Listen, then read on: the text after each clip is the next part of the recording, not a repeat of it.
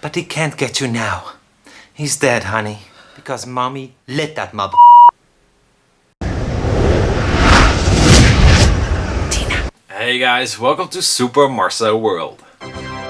Tina. Today we'll discuss one of the greatest horror classics of all time, and it's my #1 favorite horror, Nightmare on Elm Street. Before 1984, horror films were mostly about guys with a mask on and a knife. But this all changed when Wes Craven unleashed his monster, Freddy Krueger, and the horror industry has never been the same since. Instead of just a guy in a mask with a knife, this horribly burned guy created his own murder weapon. And we're not talking about one knife, we're talking about 4 knives. And to top it all off, he would get you in the place where you feel safe the most, your bed.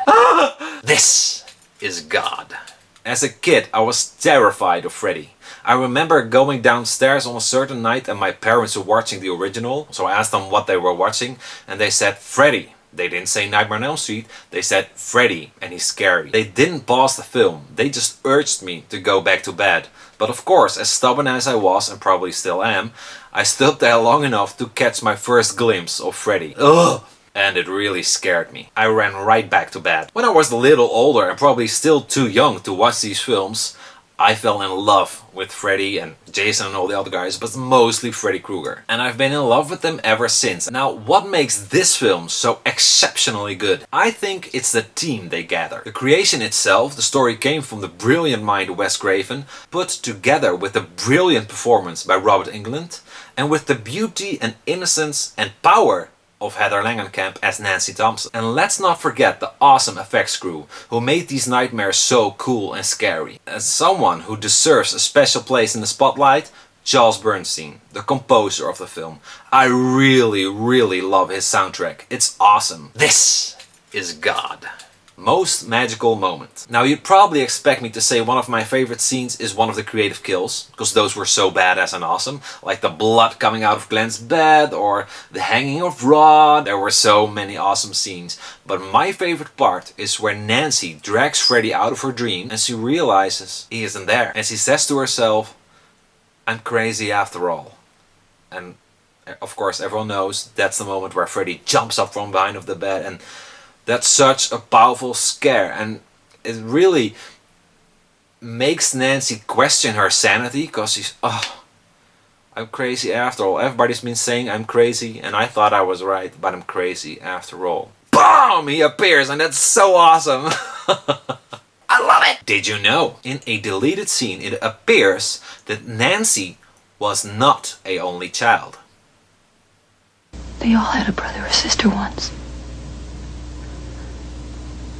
You too, Nancy. You weren't always an only child.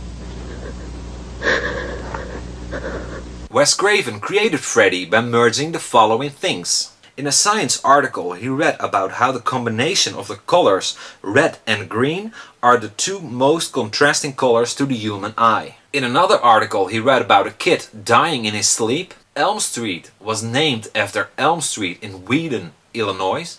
That's the place where Wes Craven went to college. As a kid, Craven got scared by an old man wearing a hat when he looked outside of his bedroom window. And also, Freddy was the name of the kid that picked on Wes Craven when he was a child. He combined all these things to create the most badass movie maniac of all time, Freddy Krueger. In the original script, Freddy's sweater was red and yellow. You wonder what that might look like? Here you go. You're welcome. David Warner was originally cast as Freddy Krueger, but Warner had to cancel because of scheduling conflicts, and Robert Englund was cast instead. This is a makeup test of David Warner in the Freddy Krueger makeup. In a scene where Nancy runs up the stairs and her feet sink in the stairs, and where Freddy bursts through the window wearing a mask, some people seem to think or say that that's a Michael Myers mask. Well, no, it's Tina's face. Duh! That's why you hear Tina's voice when he's wearing it. He's with Nancy. And when he pulls it off, because he's saying in Tina's voice, "Help me, please. Save me." Then he pulls it off and his voice changes to his own voice, "Freddy!" It's Tina's face and not Michael Myers. Thank you! The voice you hear on the radio in Glenn's room is from Robert Shea, the producer of the film. And the name of the channel is KRGR, which is Kruger without the vowels. Shane's voice is also heard on TV after Tina's murder. Hey, no running in the hallway. I give this movie a 5 out of 5, a 10 out of 10. This film has my eternal love. Really. So that's it for now, friends. Thanks so much for watching. I hope you liked it. How do you feel about this classic? Do you love it as much as I do? Let me know below. We'll talk, and I hope to see you next time. Bye.